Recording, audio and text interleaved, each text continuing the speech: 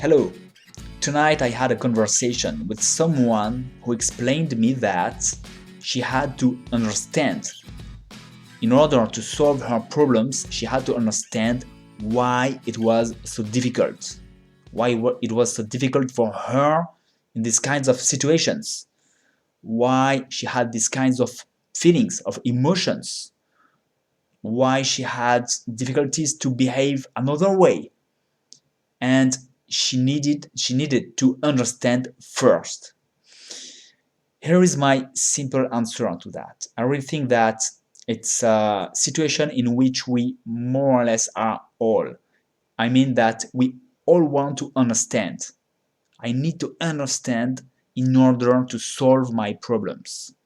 And the problem, I think, is that we want to understand something in order to change something that is just obvious. So let's take an example. Very simple. Let's say you are hitting your head against the wall every day, and that hurts, obviously. Now, at first you couldn't realize what you were doing, but very quickly you understand that you are hurting your head each time you are hitting your head against the wall, and it's very painful. So as soon as you realize that, what are you going to do? You just stop right away. You don't need to understand at all why you did that and why it is painful and blah blah and blah blah. You don't need to understand. It hurts, you stop. After that, you can think of it. That's exactly what makes sense. Nothing more, nothing less. So we don't need to understand. And the fact that we very often we tell ourselves that I need to understand, I need to reach a certain point, I need to, most of the time we want to solve a problem in order to change our behavior. That is just not working in any case, in any kind of situations. This is just a story that we tell ourselves. And because of this story, we don't change anything at all. That is the problem. Now, second thing, I'm going to tell you what I think the problem is, the story, I would say. What is the story we are looking for? It just comes down to a very simple story. After that, there are a lot of different things that are happening, but always based on a very simple story. If you think a little bit of how we just grow up, how we are as a human being, and how we work.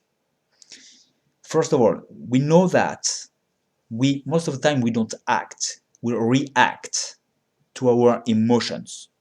Everything is happening inside. And based on our emotions, we react. If you ask any seller, a good seller, an advertiser, a marketer, they all know very well that if you want to sell something, you have to play on the emotions first. Everything else is just secondary. First, the emotions, because we react to emotions. That's how we live most of the time. I don't say that's the only possibility, and I don't say that we have to do that. It's just that most of the time we react, and so we are not really controlling anything. We have some emotions for some reason, and then we react based on those emotions. And that is most of the time what makes us continue in our problems. Okay, what are these emotions? Those emotions are obviously based on first what we lived. When we lived as a baby, as a child then, and we had some emotions. Okay, we know that first of all, as a human being, we spend a lot of years, a lot of time, much more than any animals. We spend a lot of time as a child and as a baby, several years.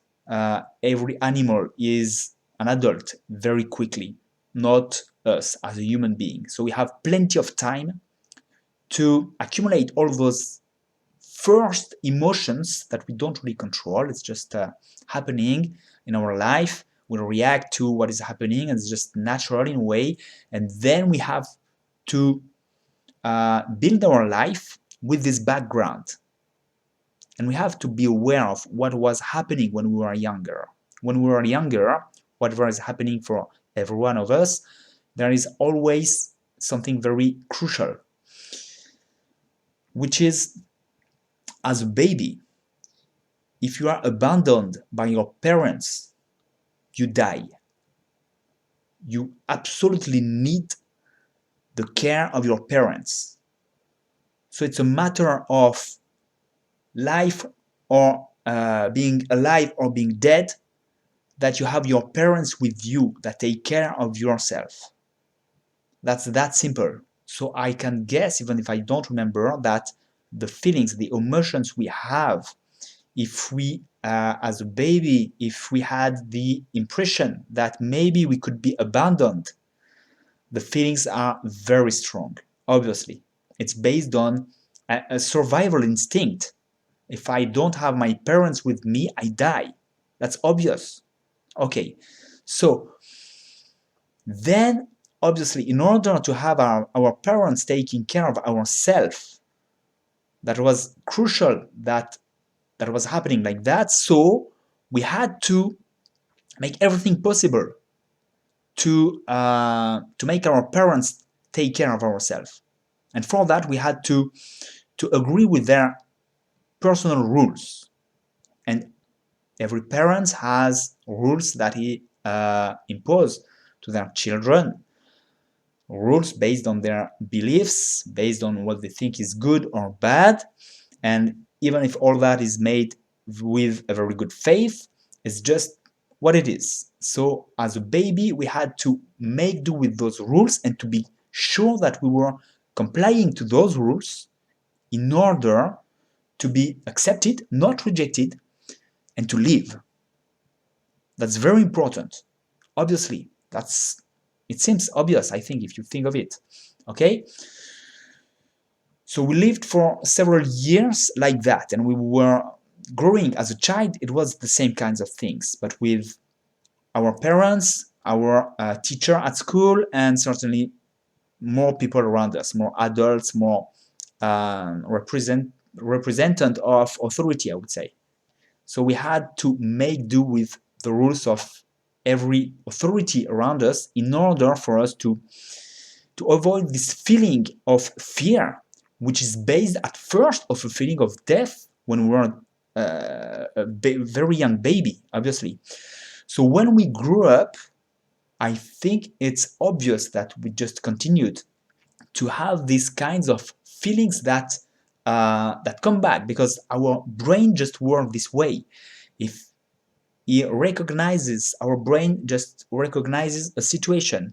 I already lived something like that, and I had these kinds of emotions, and then the emotions appears. Like you lived something very strong at some time, and now you are afraid of going into the water, for example, of anything.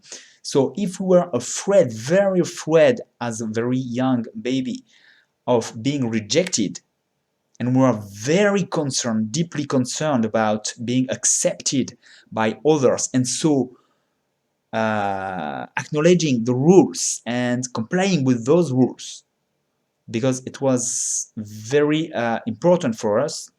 Then we continue to recognize, our brain recognize this situation as a danger. You need to comply with the rules of others, especially authorities or anyone. Okay?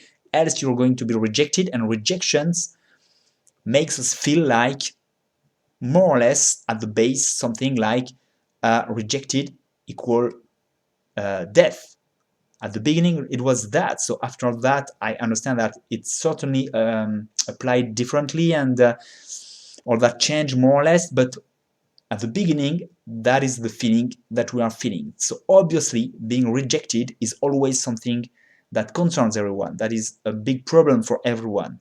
We don't want to be rejected, so we are ready to accept many things in order to be in a group, in order to be accepted by someone, in order to be with our boyfriend or girlfriend, in order to many things. But rejection at first was equal to death, and that feeling always stays with us because that's a memory we have. okay? A survival instinct at first. So that's necessary, I would say, to our survival. But after that, we have to recognize that, to be aware. And when we are aware of these feelings that are not relevant to the situation, if I'm rejected by someone, I won't die and nothing will happen at all. But I still have this feeling.